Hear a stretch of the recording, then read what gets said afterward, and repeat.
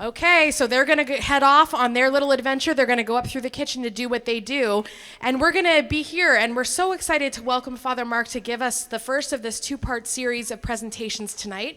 If you prefer to be closer to the screen, you're welcome to... Bye, sweetie pie. Have a good time. Just say hello. Hello. Okay, thank you. All right, go on up with the fatters. If you'd like to be closer to the screen, you're welcome to move forward. We are going to cluster around some discussion leaders later, but we'll wait to figure out all of those logistics until after Father Mark is presented. So we're going to let the kids be on their merry way, and Father Mark is going to get started in just a moment. Thanks again for being here.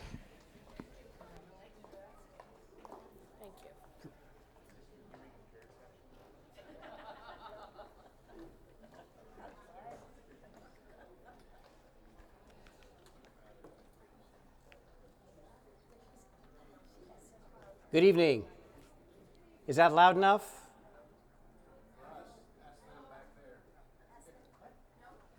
How about the deaf people move up?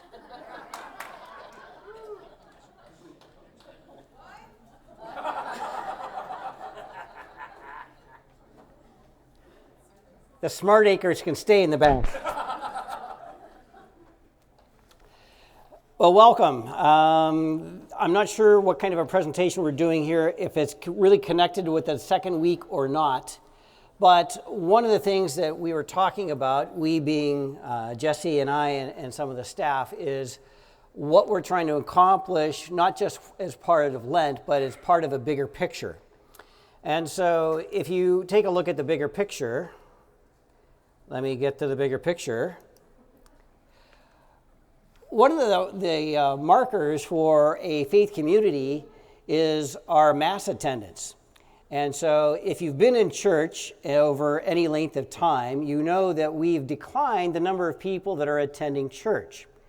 That's not your imagination, that is the reality. And in our particular parish, we cut our Masses in half, and then people are saying, well, it looks like we have our normal numbers. You still have half, because we're half the number of Masses that we've had. This is not just a trend for us. This is something that's going on for most denominations as well as most faiths. And so it's indicative that there's a change, a shift in our culture. Looking at our diocese locally, just for the last 10 years, we've decreased our Mass attendance by 49%. And so in 2020, we didn't do an October count reliably because of COVID, so that's why we don't have a number scored there. And this year, or at least in 2022, we did increase a little bit over 2021, but still that 49% is from 2012 to 2022. And so that's a significant number to look at and kind of try to swallow. One of the things that people that do surveys and try to figure out where shifts in our culture are going is they're paying attention to is there anybody growing? Are there trends that are shifting? What's going on? And so one of them that's known is called the Pew Report. And they went so far as to classify a new category of religious shift. And what they called it is ex-Catholics. And so the ex-Catholics is the largest growing group. And what we mean by ex-Catholics means they're simply not Catholic anymore. They might have joined another Christian denomination. They might simply have gone secular. They don't believe in an institution. But those, no matter what they've done, if they used to be Catholic and they're no longer Catholic, that is the largest growing group for the last few years. And so you might realize that people get kind of concerned about this.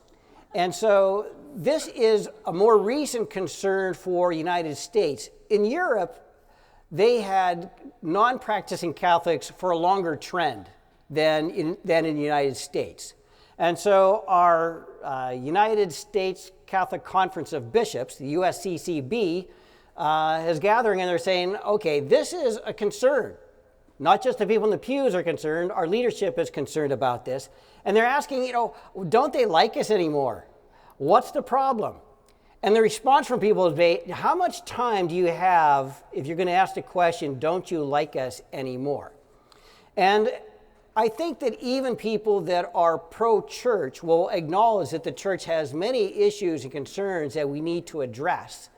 But I think as a whole, the people that are still in the pews would say, despite the many faults that a human institution can have, we stick around because we are doing it for God. We're not doing it for an institution or for whatever it is.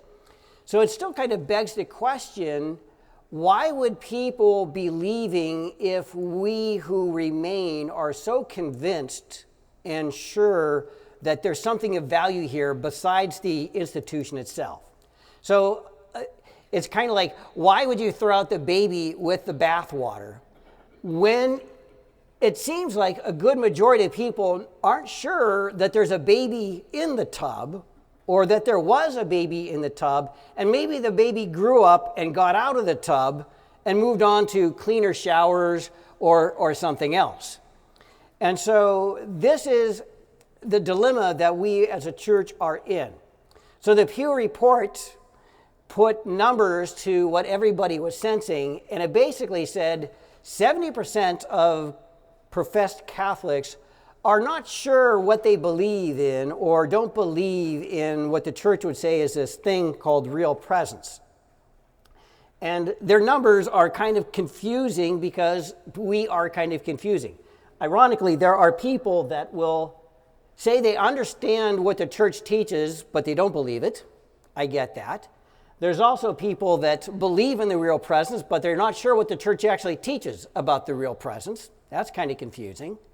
And whether or not they believe in the real presence or not, there's people that are unsure of what the church teaches. It says 2% in the one category and 4% in the other category. I would suggest that those numbers are grossly low. I would suggest that the number of people that are unsure what the church teaches is much higher than that, including people in the church herself. And for the simple reason that these numbers are reflecting that we're trying to talk about a mystery. And so when you have a mystery that you're trying to describe, there's always going to be some level of uncertainty that it involves. And so that certainty has to kind of go out the window. But despite that challenge, our church is undaunted. So despite the fact that we have a limitation with our academic approach to describe what is a guttural faith experience, and our limitations to declare what a mystery is in any theological context, the USCCB decided that the solution is more catechism. So apparently the people in the pews didn't get it well enough the first time, and that's why they've left, because they don't realize that there's a baby left in the bathtub. So the USCCB, the Conference of Bishops in the United States, have launched the Eucharistic Revival. And that started on Corpus Christi in June of 2022. And it's supposed to be a 3-year program.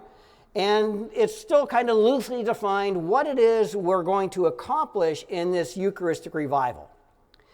Here are my concerns with how the church tends to operate. First off, the church teaches using abstractions, which are kind of necessary when you're trying to grapple with a mystery. What can you use that's definitive if you're describing a mystery? So you're going to be forced to use abstractions to some degree, but the abstractions that the church tends to use infers a separation between your day-to-day life and the realm of God. And so we use the sacraments as kind of this intersection point between our theology and our day-to-day life, but oftentimes, and particularly in our tradition, we make it sound like there's a vast difference between you and God, and we don't know exactly how to close this gap, and it's based upon your sense of virtue and the many of the rules and regulations from the church. Compare that to how Jesus teaches. Jesus uses parables, so he uses metaphors that are rooted in the day-to-day life of people. And Jesus uses this not in a limited way to say, well, it's kind of like this, but really the kingdom of heaven is so much better than what your life is like. He's actually coming along to say, I'm using this language of your day-to-day life because it is capable of getting you to understand at an emotional level and at an intuitive level what the kingdom of God is like.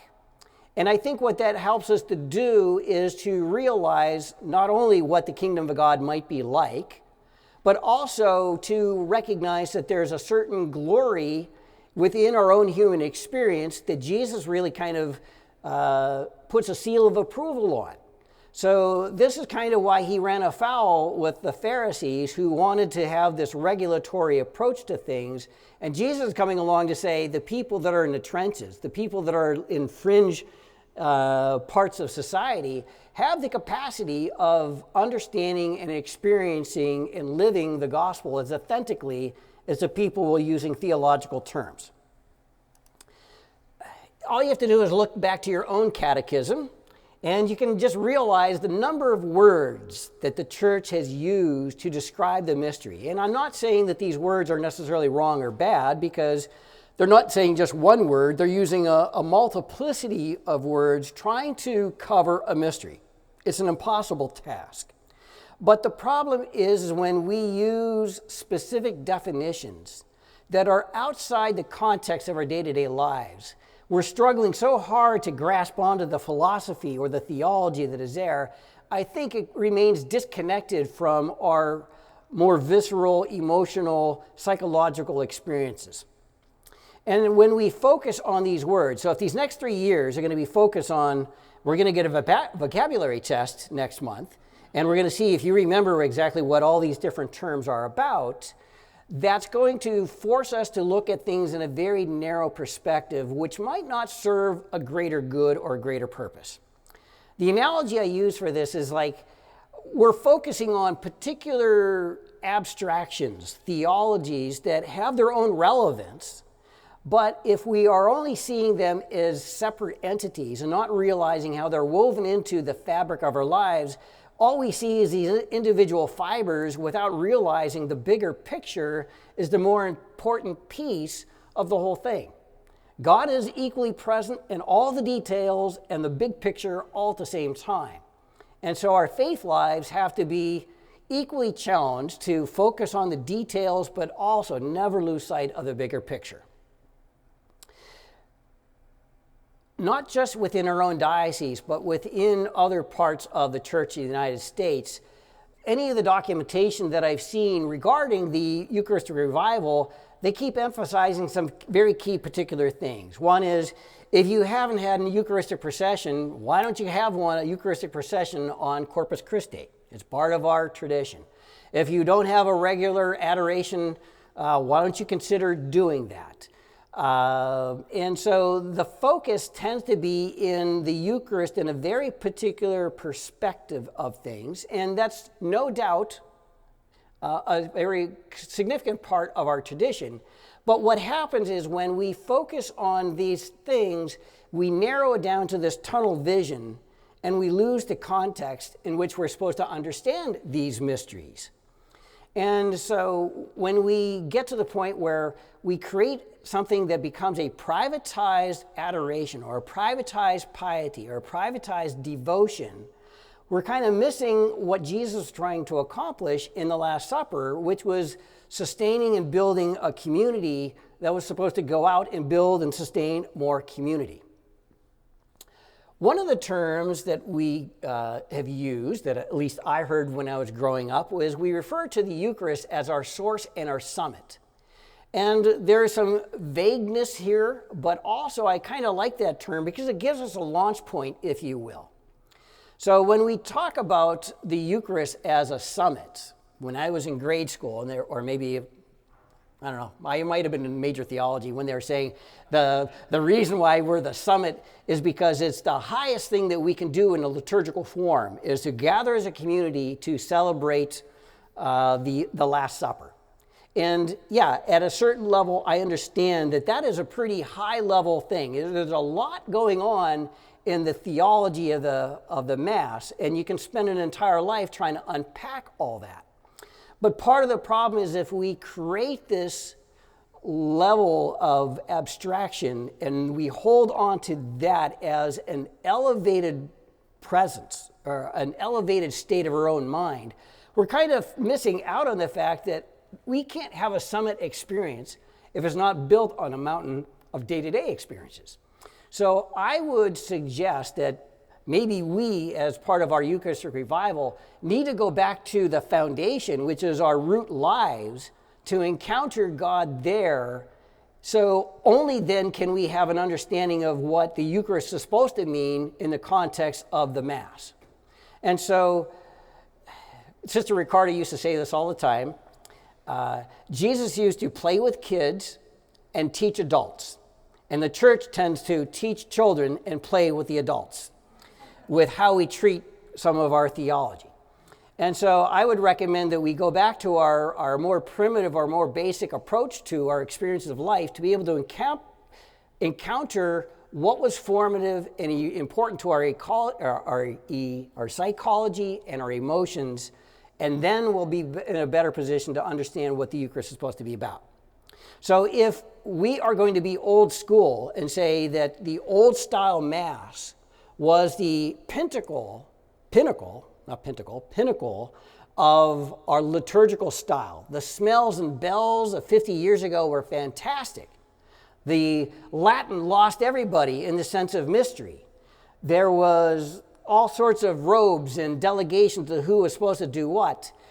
If that's going to be our pinnacle, that is so far removed from our day-to-day experiences that pretty soon you're going to wonder, is God only possible within the sanctuary, within the steps, within the tabernacle, or is there any basis for God in my day-to-day life?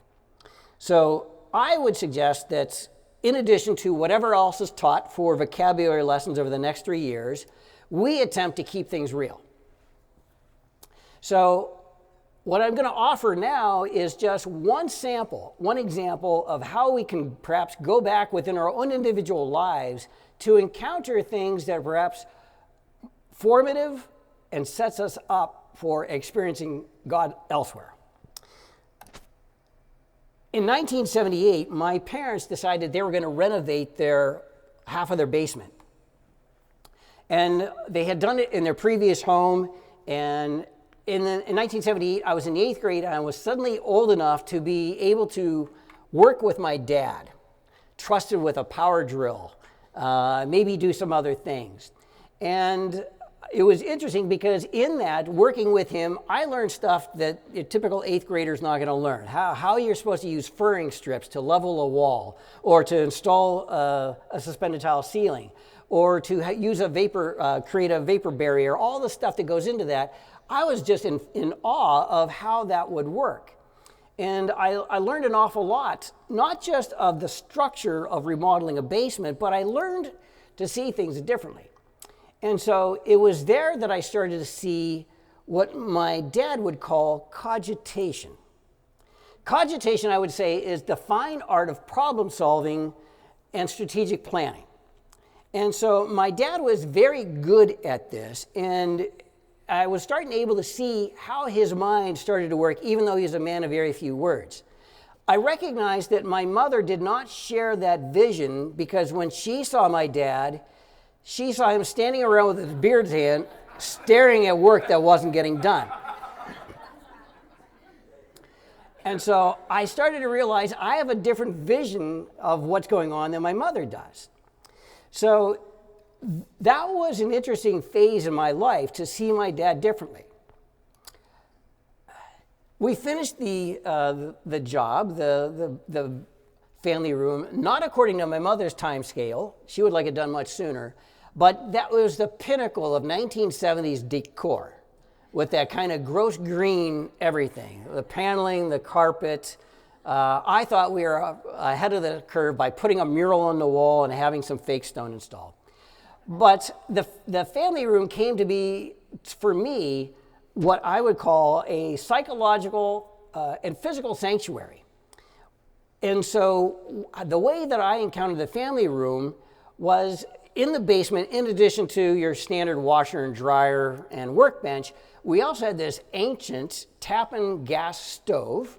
We had a refrigerator, we had a chest freezer in there. And what became part of our family's tradition is at least a couple times a month on Sunday nights, we would pull out supplies that we had for making pizzas, and we'd make pizzas downstairs and watch TV or movies or whatever. And so part of the ritual was my dad would be told to slice the pepperoni because my mother was really bad at cutting things straight. She could murder a loaf of bread like nobody you've ever seen. But part of the thing was, it was either my dad's job or my job to slice the pepperoni. And there was always what was now called dad tax. So if you got to slice the pepperoni, you had to have quality control going into this. And of course, mom's concern was there's not going to be enough left for the pizza. And so it's kind of like this micro drama that goes on that teaches an awful lot about how relationships work. And you realize mom's quite different than dad, and yet somehow they seem to pool together for whatever they call a marriage. So how is this Eucharistic?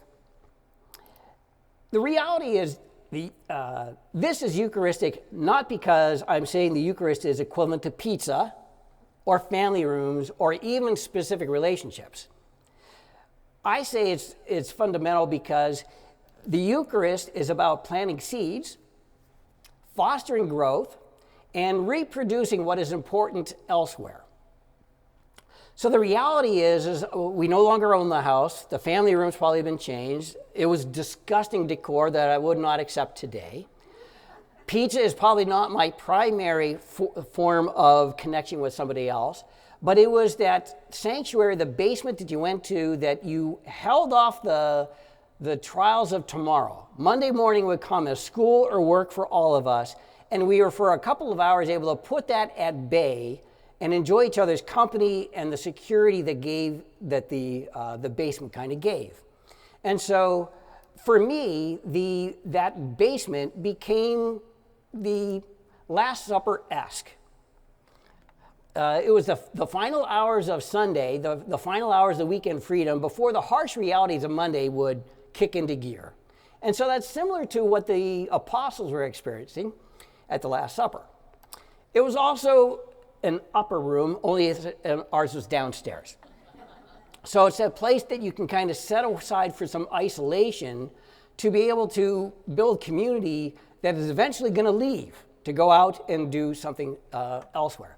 So in my own life, I've realized that I'm trying to re-encounter that, not consciously, but Father Simmons comes home at the end of the day, and he and I will have a cocktail, and that is our sanctuary. So we deal with the stuff of life in that small community. And so the reality is this has been formative for me. I didn't realize how informative. When I was doing this presentation, I was thinking, I took pictures of this. And so I went looking for the pictures, and I realized I found these pictures of this bad quality pictures of this construction job, and I've thrown out almost every other picture. I've thrown out ordination pictures, class pictures. I do not hang on to photographs if they don't have a relevance to me. And I realized I had hung on to this without knowing why. I now can throw those pictures out because I know why. Because they've helped me realize what was formative in my earlier life that has transformed my current life. So the question for you will also have other questions for your small groups, is what is trying to come to your consciousness? It might be in old bad photos that you've hung on to without knowing why, or it could be family traditions, but what are the things that are coming up in this stage of your life that will set you free to help you grow in your relationship with God and others? Again, the importance is not in the details, but in the growth process. I love my dad. I wouldn't really want to have any more pizza with him at this point. I don't need that basement anymore. But I do need that sense of security that I have and that I want to be able to foster with other people. So I believe that is one of many ways of looking at the Eucharist that is supposed to be formative. That's what Jesus wanted the apostles to do, and I believe that's what he wants us to do. You can take transfiguration with you, but go deeper, go older. So that's the presentation. What's my timing here?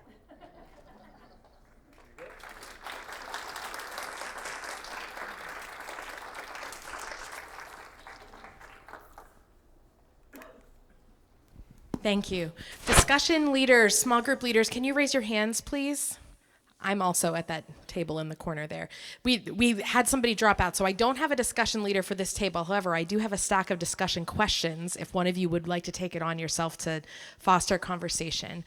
Or you're welcome to divide up and spread. Discussion leaders, raise your hand one more time.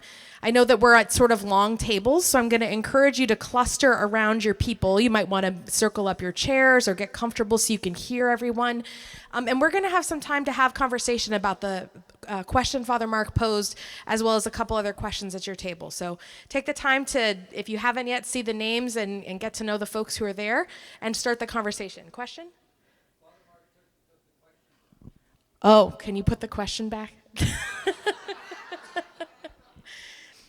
Okay, so go ahead and get yourself situated. Middle table, I'll check in with you, and we'll let you know when it's time to come back to the large group.